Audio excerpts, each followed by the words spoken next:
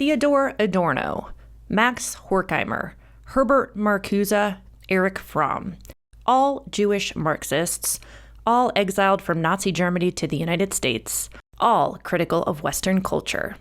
Interested in overthrowing Western civilization itself, though? Not exactly. Cultural Marxism, a conspiracy theory parroted by the likes of Jordan Peterson, Ron Paul, even far-right terrorist Anders Breivik. Most often used to describe the Frankfurt School's supposed plot to subvert Western values by promoting multiculturalism, feminism, and political correctness. According to the theory, after 100 bajillion people had been killed by Marxism, Marxists then performed a sleight of hand, shifting focus away from the traditional Marxist dichotomy of bourgeoisie versus proletariat to oppressor versus oppressed. This was the start of PC culture and identity politics, and it's only getting worse by the day. Screaming blue-haired SJWs can now roam free on college campuses with impunity. Most theories credit the Frankfurt School for supposedly instigating this plot. For example, the Heritage Foundation founder Paul Weyrich aired a documentary in 1999 called Political Correctness, the Frankfurt School, hosted by Holocaust denier William Lind, which holds the Frankfurt School to account for the apparent creation of IDPol as we know it today. Followed by Pat Buchanan, who popularized the cultural Marxist theory in his book, The Death of the West. Underlying this theory is a strong anti-Semitic current. Apparently, Jews control the media, the banks, and have conspired to spread cultural Marxist values far and wide. Unfortunately, there's pretty much no evidence to suggest there was ever any such plot, and seems more like a theory cooked up by right-wing zealots to mobilize support against a post-communist left. By attacking academia, civil rights activists, Hollywood, and feminists as puppets of some shadowy new world order seeking world domination, they never have to confront the true culprit manufacturing the bulk of society's ills, mainly capitalism. Decline of the family? Must be cultural Marxism. Increased crime? Postmodern neo-Marxism. Cries for universal healthcare? Goddamn cultural Marxists. Let's not mention the fact that capitalism continues to produce mass inequality, eroding our standards of living and therefore eroding the viability of the traditional family unit and lifestyle that conservatives so value.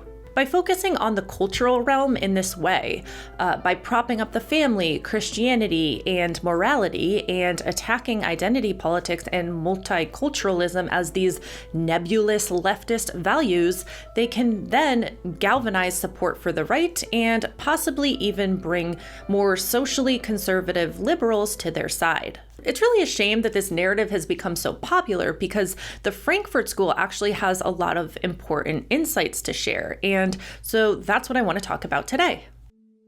Part 1. The Frankfurt School. It's 1923. The German Revolution had failed miserably, fascism was beginning to spread across Europe, and a motley crew of Jewish intellectuals had come together to form the Institute of Social Research in Frankfurt, Germany, to figure out why. They wanted to know why Marx's predictions about the collapse of capitalism and the dialectic movement towards socialism had not come true in Western Europe. Why had the people of Nazi Germany become so complicit in their subjugation? And why did so many voluntarily follow the Führer into the depths of untold evil and despair, instead of rising up in revolution against their capitalist overlords, as had happened in Russia? To answer these questions, the Frankfurt School developed what became known as critical theory, an interdisciplinary approach to understanding society which combined philosophy, politics, economics, cultural theory, and social psychology, largely influenced by the likes of Marx, Hegel, Freud, Lukács, and Weber. By identifying the distorting effects power had on society's beliefs and values, the founders of critical theory believed they could achieve a more accurate picture of the world. And when people saw things the way they really were, they would liberate themselves. Theory, they suggested, always serves the interests of certain people. Traditional theory, because it's uncritical towards power, automatically serves the powerful, while critical theory, because it unmasks these interests, serves the powerless. Critical theory really challenges the standard narratives of history, as well as intellectual endeavors like logical positivism and value-free science, which sound totally objective and bias-free, but which actually serve to keep the existing social order in place and to maintain the status quo. It critically examines the ways in which capitalism pacifies us, buying us off with cheap goods, stifling our creativity, and telling us that this is all that there is, that to imagine a different world is naive and pointless, all the while exploiting us, leaving us depressed and anxious, and most of all, hopeless. Culture under capitalism and the arm of mass media serve to oppress and exploit without the masses ever even realizing they're being oppressed or exploited. That's the genius of it, right? This was the core reason, they thought, why revolution didn't happen in Western Europe and the United States. We'll talk more about this later, but first I really want to take a look at the Frankfurt School's critiques of the Enlightenment to really understand where they're coming from. Part 2, the Enlightenment.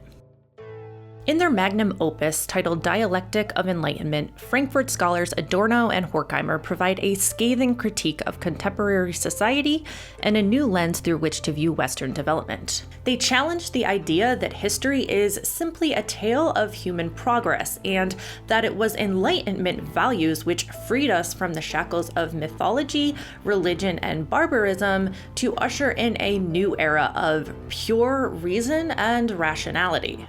In fact, they would argue that the Enlightenment simply replaced old myths with new ones. The god of religion replaced with the god of science. Instead of worshiping deities and creating stories about mythological creatures, we instead began worshiping commodities and reason itself. And instead of human liberation and freedom, we saw an unparalleled descent into barbarism, the likes of which brought us all the atrocities of the 20th century. The countless wars, the technological advancement of weapons of mass destruction, and the enslavement and subjugation of millions of people that we labeled less than human. Instrumental reason was made king, and as Herbert Marcuse describes in One-Dimensional Man, this produced irrational outcomes. Instrumental reason is reason based solely on achieving individuated goals as productively and efficiently as possible, with little consideration as to the social, moral, political, and environmental implications. So for example, it makes perfect sense for individual workers having worked all day to all head home around 5 p.m., right? The collective outcome, however, is the irrational piling up of cars onto the freeway and the massive traffic congestion that follows. Similarly, it is perfectly rational for an individual country thinking only about its own self-interest to try and develop weapons to defend itself against attack. Unfortunately, the outcome of this has been an international arms race, with nations competing to develop the most sophisticated atomic bombs, which ultimately have the potential to destroy the planet as we know it. We can see here that attempting to individually rationalize the individual components of a system in isolation from one another without considering the larger picture can lead to irrational and sometimes devastating outcomes. That's not to say Marcuse and the rest of the Frankfurt School were anti-Enlightenment or anti-reason. Not at all. They recognized the value of reason and science, but they also recognized its limitations and sought to uncover the one-dimensional nature of such thinking. When instrumental reason, rationality, and technology are propped up to the status of idol, they then become instruments of domination rather than tools of liberation. Conformity then becomes mandatory, and there is no longer any room for perspectives and discourse outside the dominant frame. Once they become the components of a rationally ordered mechanical system, something of their humanity has been robbed from them. The human race has become divorced from the very natural world on which it depended for survival in primordial times. This traumatic separation has led to a progressive subjugation of nature to human ends, as in the gathering industrialization of the advanced economies. The alienation of humankind from its natural origins helped prepare the spectacular descent into inhumanity that unfolded around the Frankfurt School, the burning of books paving the way for the bureaucratic destruction of whole classes of society, as millions perished in camps where the killing was as industrialized as everything else. The 20th century brought us Nazi concentration camps, Soviet gulags, a totally administered consumer capitalism, and the culture industry. Part 3. The culture industry. In 1933, the year the Nazis came to power, the Frankfurt School was shut down and its members exiled from Germany. They eventually made their way to New York and then California to continue their work, minus Walter Benjamin, who tragically ended up taking his life after trying unsuccessfully to flee to America.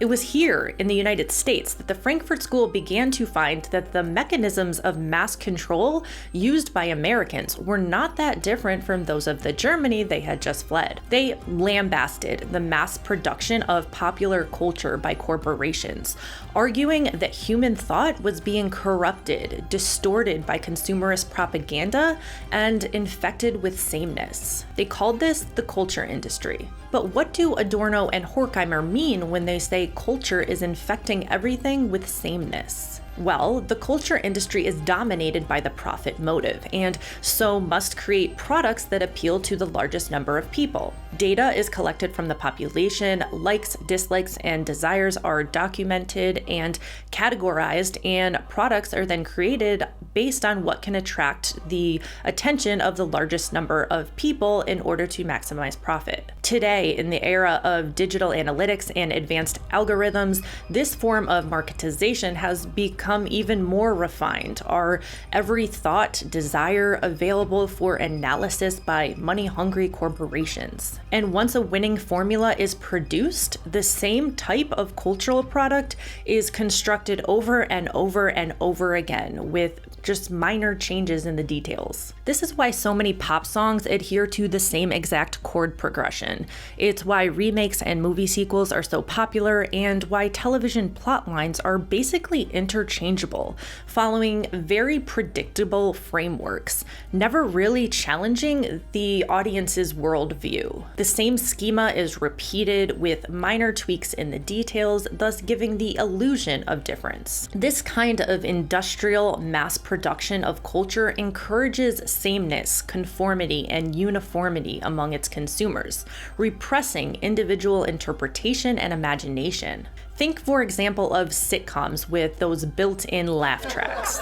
I know this may seem inconsequential, but I think there's something to the idea that canned laughter tells an audience what's funny, which actually takes away their ability to evaluate for themselves what's funny or worth a laugh.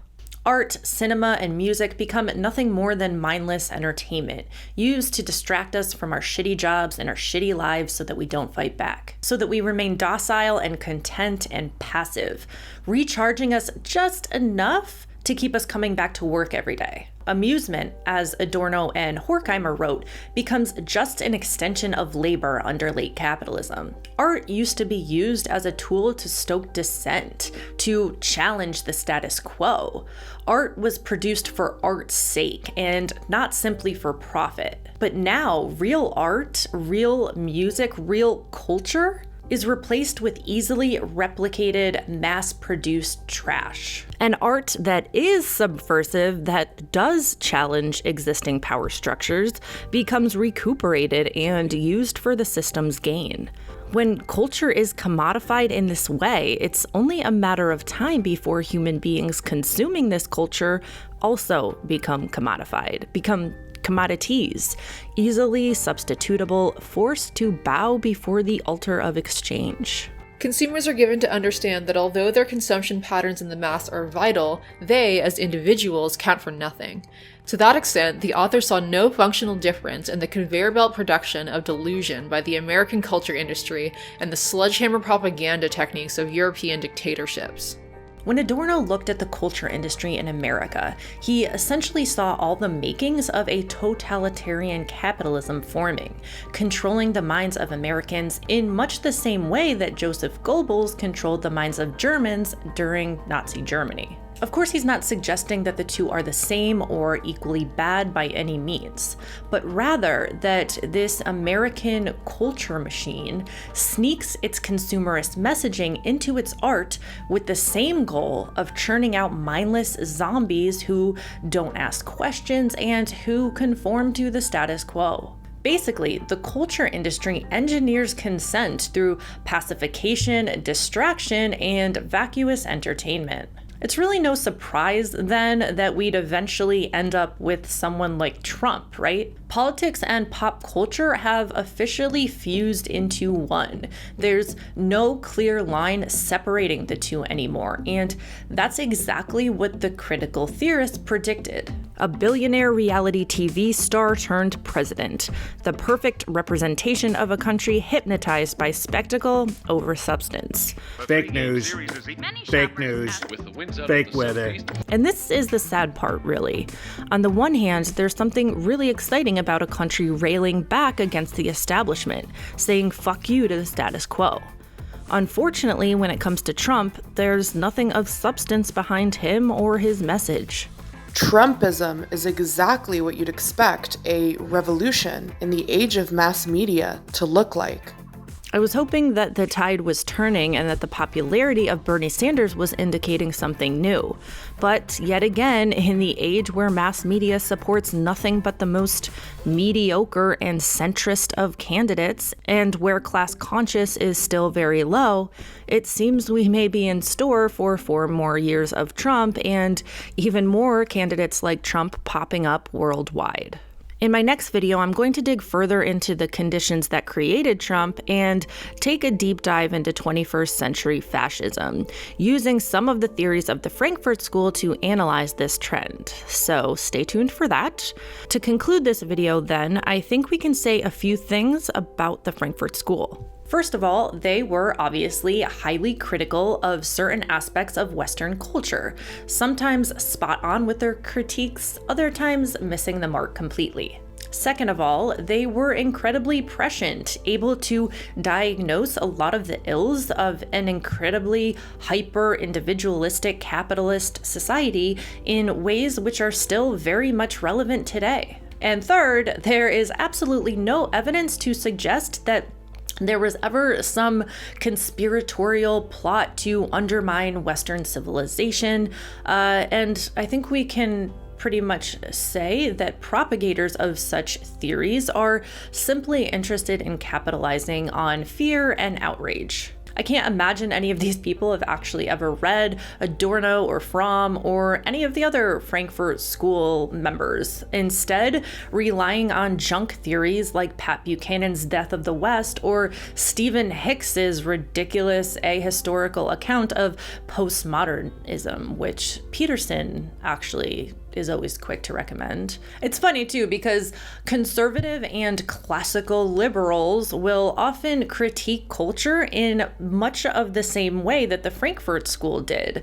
As Three Arrows pointed out in his video on cultural Marxism, Paul Joseph Watts essentially parrots the exact critiques of art that Adorno and Horkheimer did in Dialectic of Enlightenment. Look at popular music. The same handful of people writing and producing songs for the same handful of popular artists. Why do you think everything sounds the same? The same procession of electronic beats, repeated hooks, and verbal diarrhea that passes for popular music now. I've also heard Stefan Molyneux and Ben Shapiro make similar arguments. The only difference, of course, is that PJW and Molyneux would argue that the boogeymen, postmodern neo-Marxists are responsible, whereas someone like Adorno has a much more sophisticated analysis, as we've just discussed, pointing out the systemic root causes and the ways in which the profit motive creates sameness sameness and conformity. All right, guys, that's it for today. If you liked the video, please give it a like, share it if you want. I love to hear your comments, so make sure you comment and subscribe. And hit that bell notification if you want to know when I'm going to put out new videos. I want to give a huge thanks to Peter Coffin, Kathrin, Mexie, and Kelly Zahos for providing their fabulous voices for this video. Please make sure to go check out their channels if you haven't already. Links will be in the description. Also, if you'd like to contribute financially, please consider becoming a patron at patreon.com/madblender. And speaking of which, I really want to thank my patrons, without whom I literally could not be doing this work. So thank you to Aaron Levine, Andy Haywood, Chrissy Ta, Gabriella Julieta Antori, Gazitas, Kathrin, Kelly Zahos, Mr. Bassa, Nicholas Glennon, P.D. Morin, Peter Sterling, Ricardo Patinga, Sarah Allison, Shannon Carroll, Tom T., Vegan Vanguard, Walid Demoni, and a huge shout out to Lefty Techie, Marie Madrago, Pedro Aguirre, and Magnus Claes Polson Kramer. And to all of my other patrons, you are all so awesome. Thank you so much. Bye.